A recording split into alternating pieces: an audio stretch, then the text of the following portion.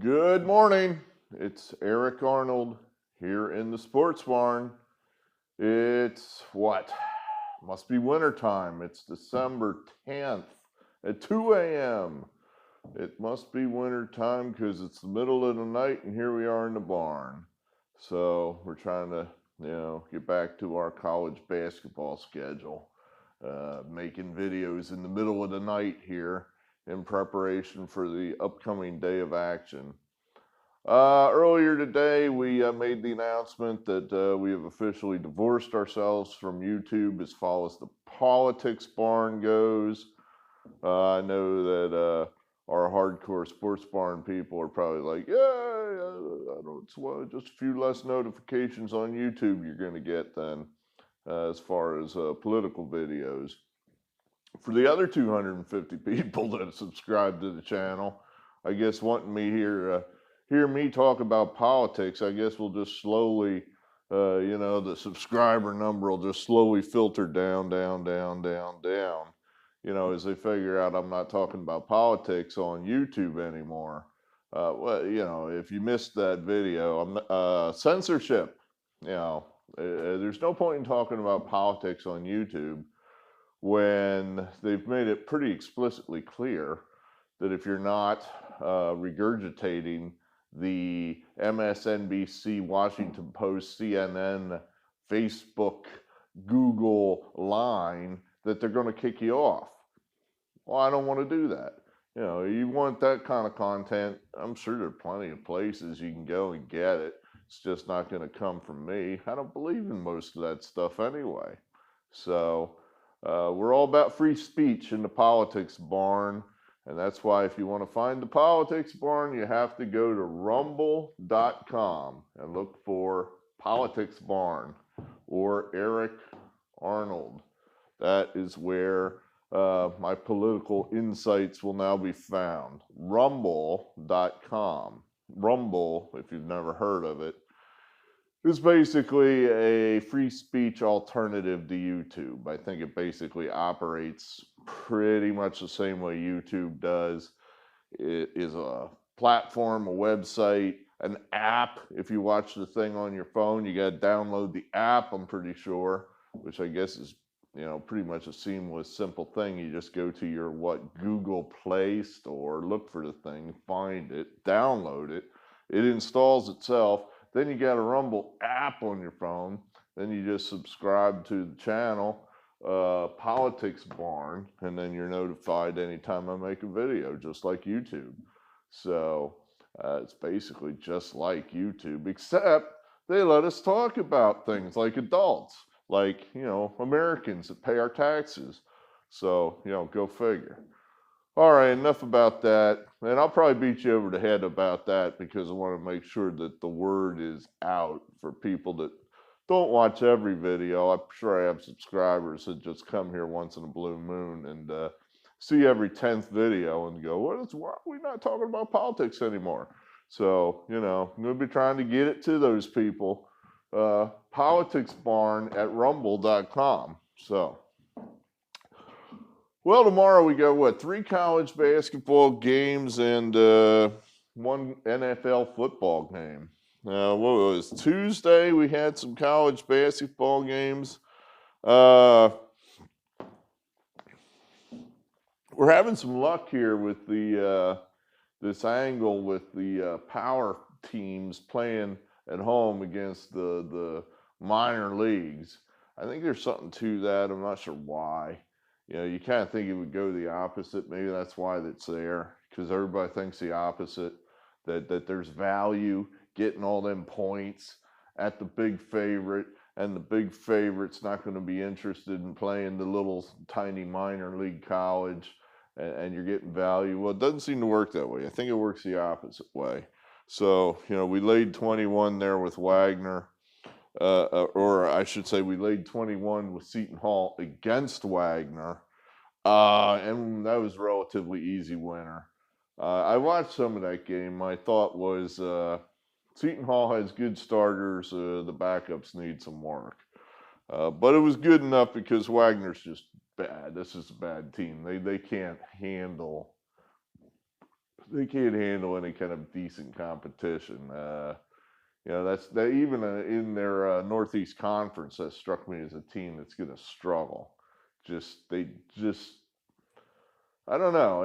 I'm trying to find, I'm not, I'm not a great basketball mind, so I am trying to find things to focus on that I can hang my hat on and say, okay, if a team can do this, then they're going to win basketball games. Right now, the theory I'm playing with is if a team can shoot, that's what we're looking for. Teams that can shoot, and Wagner would have some of those guys that are left wide open for three, and you're used to watching Big Ten, ACC, Big East games where you let a guy wide open for three, and you're like, this is going up my ass.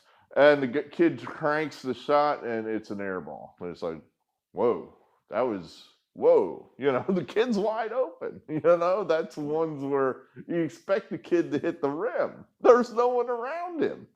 That's where I kind of think that's the difference. In other words, you let any kind of player on a Power 5 conference team wide open for three, he's almost certainly going to hit the rim. And I would say 50-60% of the time, he'll probably make the shot. The difference is he wide open or not?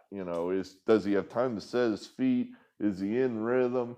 If he's got all that going, and it's not a cement brick laying guy from under the basket, if it's any kind of ball handling 1 through 3 or 4 type player, he's probably going to swish the shot. But these smaller schools, they just don't have those kind of guys.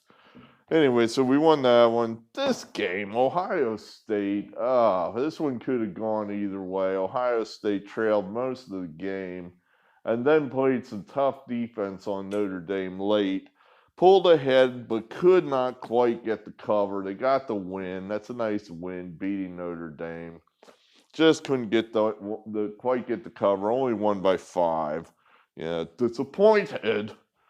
Mississippi outclassed Jackson State. That was another class game, so we were 2-0 in the class type games.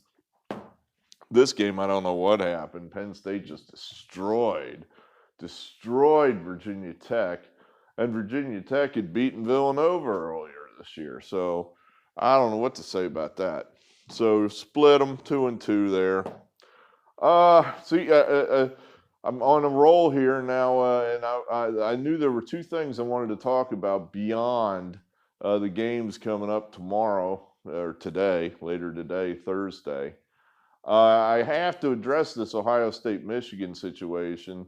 I talked a little bit with a source in Columbus today, and I was asked, well, what are your feelings on that? And it's like, you know what, I'm going to have to be reminded to talk about it tonight because I really don't have any feelings about it. Normally the Michigan game for an Ohio State fan, and if you don't know this, I'm an Ohio State alum, so this is a huge thing for us. We live for this game. It's like a holiday for us. It's like Christmas. You get together with your Ohio State buddies. You go to a party or something. You put your jersey on. Lately, it's been, we're not even really worried about the game itself in the last, 10 years or so because Michigan's been so bad. I've honestly forgotten the last time Michigan beat us. I don't know. The last time in my memory that they beat us where maybe it mattered might have been the year after we won our first championship in 2003. That's the last time I remember that they really beat us, that it hurt. I'm sure I'm wrong on that, but maybe not. So it's gotten to be a one-sided ass kicking, but it's still fun, especially since we're always getting to beat them.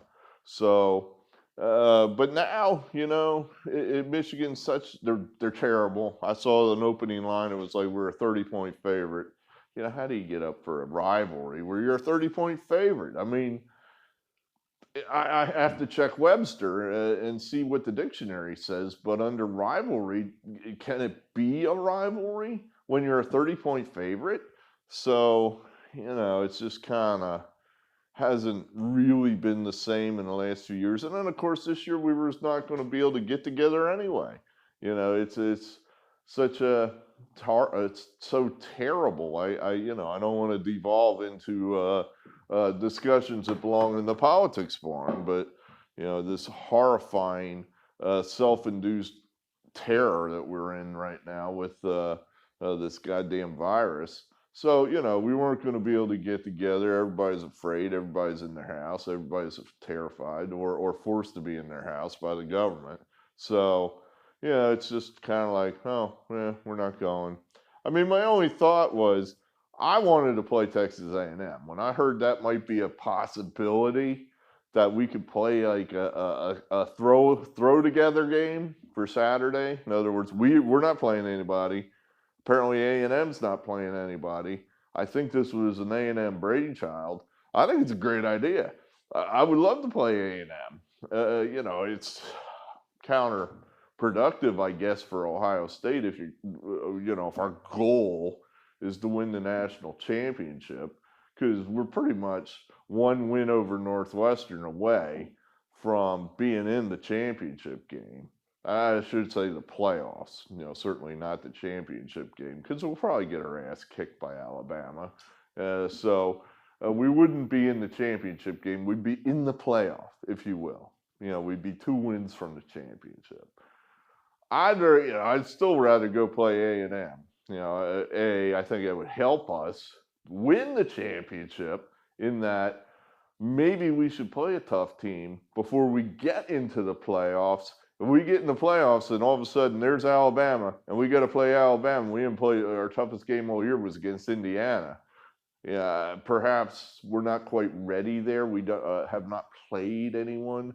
I don't know that's an advantage. So I wanted to play A&M, but I just wonder who has to say yes to that sort of thing at Ohio State. 3 years ago, I would have said only one guy needs to say yes to that, Urban Meyer. If Urban Meyer said, yeah, we're playing this game, then he would be able to bring everybody with him, and whoever else had to agree to it would go, well, I guess that's okay. We'll go ahead and do it. I don't know Ryan Day has that is able to swing that kind of big stick. And for all I know, Day doesn't want to play the game. So looks like we'll just sit home and not play. And, I guess our only important game all year will be the playoff game. I'm obviously not taking Northwestern seriously. But, it's a COVID year. Northwestern will probably beat us. And, that would be fitting for this year, I think. All right, so that was the one thing I wanted to talk about. The other thing was the Mike Krzyzewski comments. I want to bury this guy hard. But on the one hand, I've been kind of doing a little bit of the same thing in college football, in that my record in college football is awful, just terrible. Perhaps the worst in my lifetime. I fiddle around. I have not made videos except for 1 year. We're moving into year 2 here in about a month. I started in January of 2020. But I've fiddled around with gambling all my life, and this might be the worst college football record I've ever had. And it's frustrating as hell because I'm doing it in the goddamn public now. And I just cannot figure out why. Is it a random thing?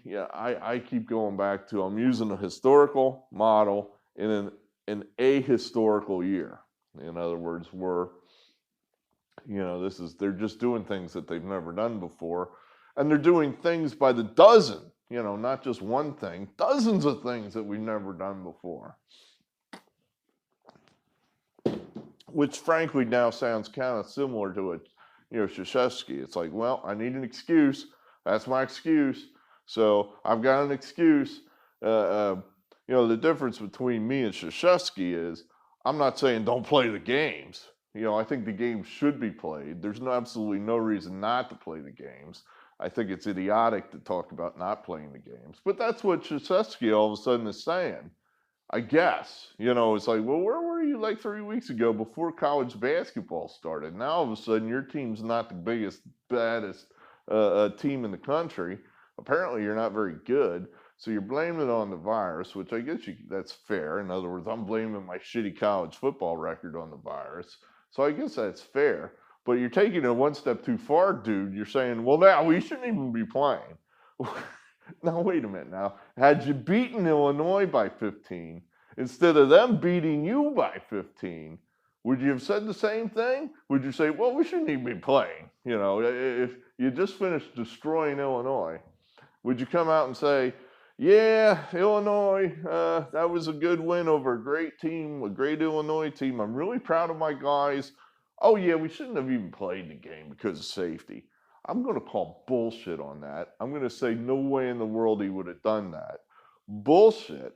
So he made mention that, yeah, I know you guys are going to say this is just sour grapes because we lost.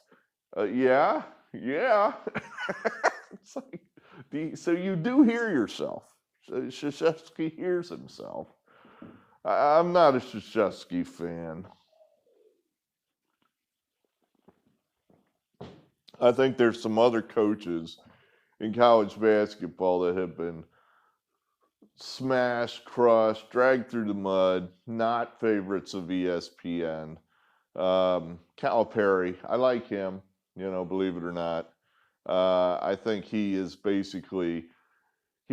he is, and he doesn't pretend to be something else. It's like, I'm getting guys ready to go to the NBA. That's what he says. That's what he does.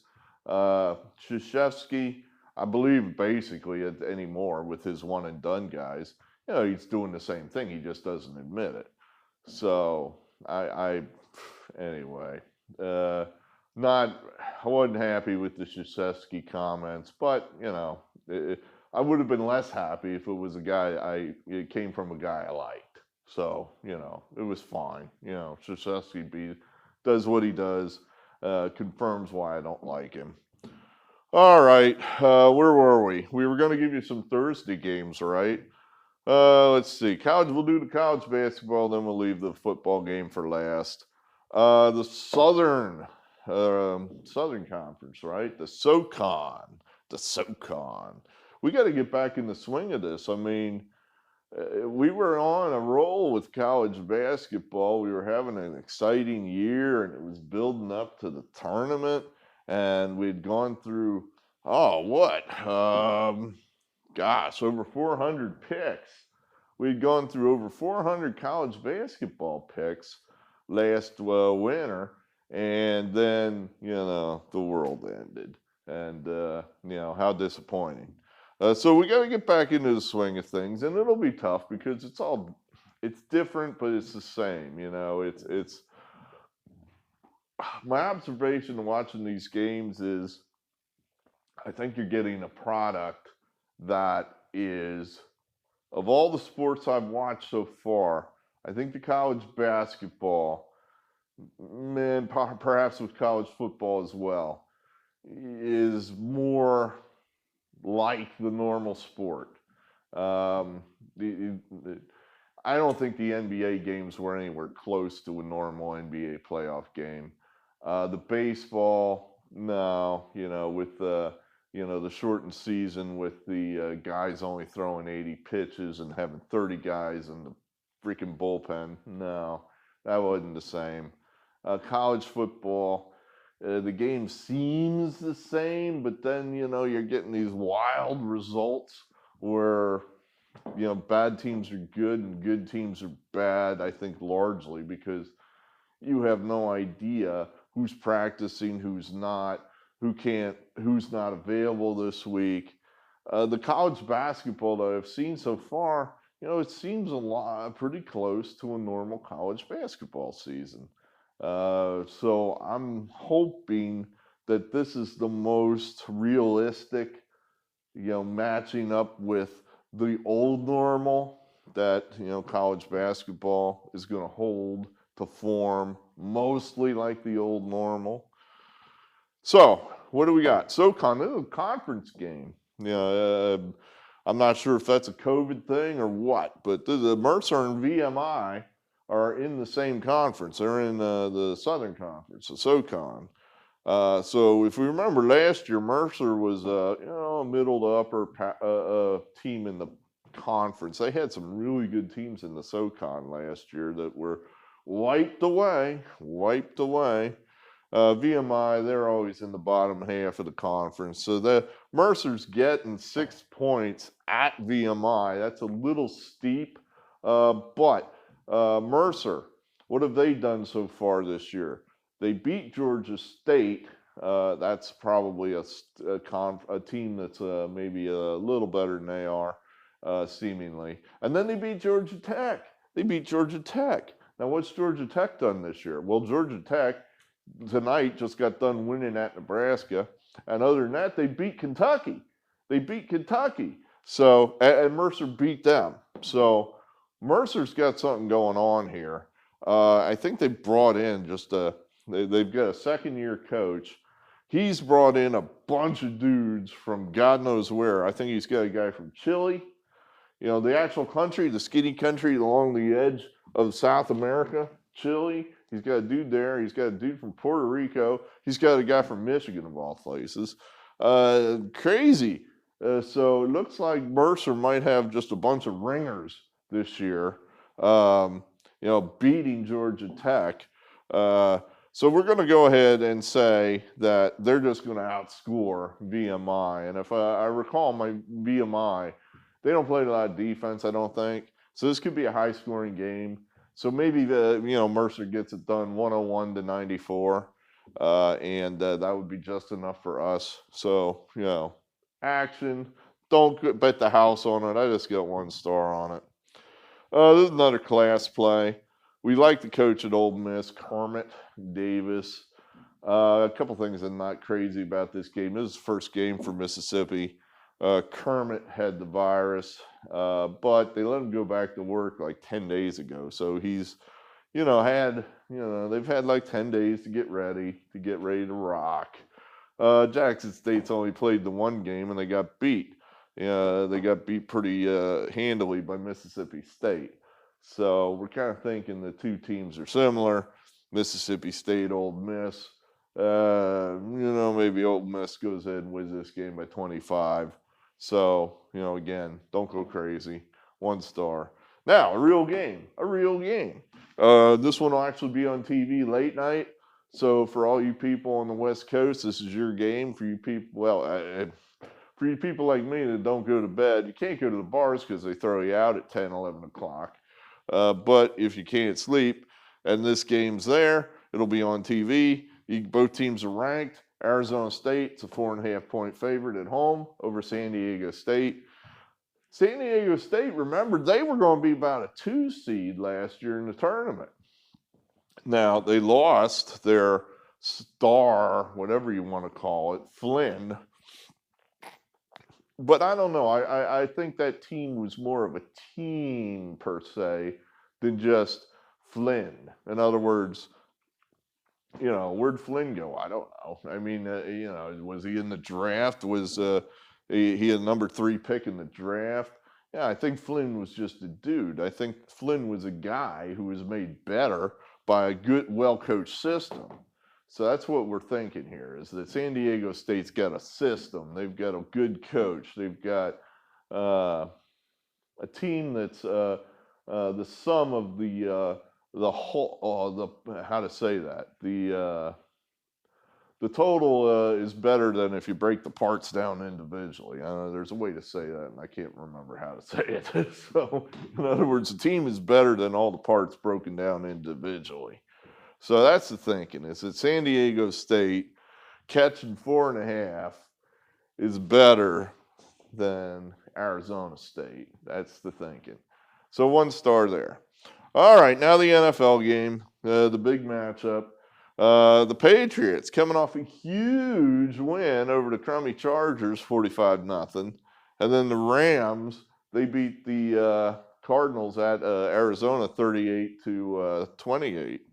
The Rams, they're 8-4. The Patriots 6-6. Tough one, you know.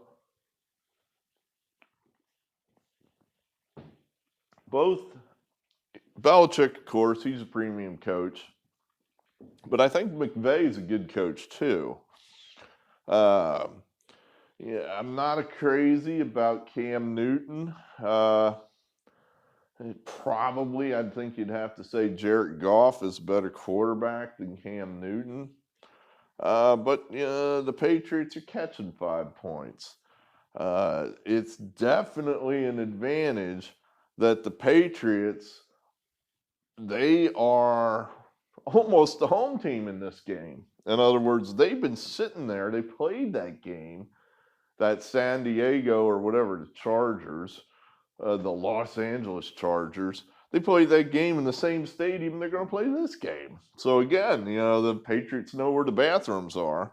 They feel good. They feel good about the surface. They feel good about the stadium. They just played there. They've been sitting there. I mean, Belichick said as much. They asked him. He was like, well, it's definitely an advantage that we don't have to travel. I came home from a Sunday and started watching films on the Rams in my hotel room. So the Patriots have been just sitting there now for 3 days doing nothing but thinking about the Rams. And that's kind of where we're going here. We like the 5 points. We're just going to go ahead and do what we always do. Oh, hell, let's just do what we always do. Hijack a bunch of nuclear missiles and hold the world hostage. That's a line from Austin Powers, in case you didn't know it. We're going to put 2 stars on that. We're just going to do what we always do, play Belichick. I don't know. He's been such a great coach. Getting points with a great coach. I'm sure the thinking is going to be, well, McVay's going to get that Super Bowl tape out, and he's going to make adjustments to that Super Bowl, and he'll be ready. Yeah, well, maybe. What's going to happen is Belichick's going to have something entirely new for him. If he thinks he's going to see what he saw in the Super Bowl, he's crazy. I mean, he's wrong and he's crazy, because Belichick's going to have something totally new for Goff to think about. I was looking at the schedule and the wins that the Rams had. They've beaten a lot of teams with good offenses, I guess. That was my observation. I could be wrong. But just felt like, maybe Goff struggles a little bit against teams that can put up some confusing defenses. And he's going to definitely get that against the Patriots. So I would expect maybe the Patriots do some things. This game maybe being a little closer than you think it's going to be. We'll take the Patriots. Why not? I mean, why not? All right, that's what we got there. So what do we got? Handful of college basketball games like the Patriots over the Rams. I don't know when the next video is going to get posted. They're getting posted kind of as I have time to do it. We're trying to try to do the NFL next and leave college football this time for last, just to make sure this time around we have time to get the NFL done. All right, thanks for being here. Check out Rumble if you're a political person. Otherwise, for all our sports barn people, hey, this is where it's at. You don't have to do nothing except hit the video occasionally and hit the like button. That's all you got to do. And really, honestly, you don't even have to do that. So thanks for being here, and we'll talk again.